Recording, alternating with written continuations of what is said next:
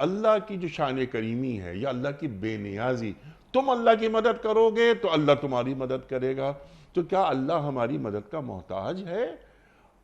اللہ کیا ہمارے مقام کو بلند کرنا چاہ رہا ہے؟ ایک قول یاد آیا مجھے کہ جو اللہ کے کام میں لگ جاتا ہے اللہ اس کے کام میں لگ جاتا ہے. ارشاد. بلکہ اس کے پیچھے ایک حدیث بڑی عجیب ہے.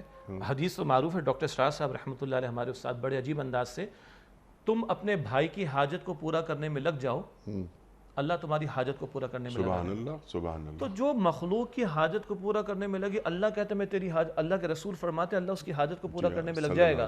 تو انیس صاحب جو اللہ کے کام میں لگ جائے، اللہ کس انداز شان کے ساتھ اس کی مدد فرمائے گا. لیکن یہاں میں کوٹ کروں، ڈاکٹر اسرار صاحب رحمۃ اللہ علیہ ہمارے استاد بھی فرماتے تھے، 1971 کا معاملہ ہوا، حرمین میں دعائیں ہو رہی تھیں، ساری دنیا میں دعائیں ہو رہی تھیں، مگر ہم دعاؤں کے ساتھ انتظار میں تھے کہ امریکہ کا 7واں بیڑی بحرہ جو ہے وہ بیڑا آ جائے گا اس کا، اور اس کا 7واں وہ آئے گا، اس طرح ہماری مدد آ جائے گی. ہم انتظار میں تھے امریکہ جو ہے وہ بحری بیڑا دے دے گا ہمیں اور ہمارے وارے نیارے ہو جائیں گے.